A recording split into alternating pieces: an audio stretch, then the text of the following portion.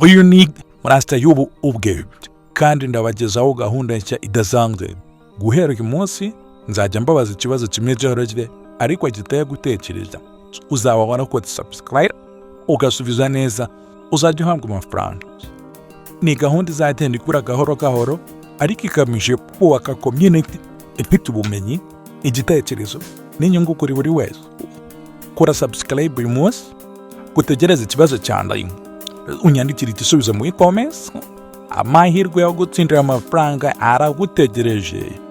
Matayo, aho ibisubizo bihinduka amahirwe.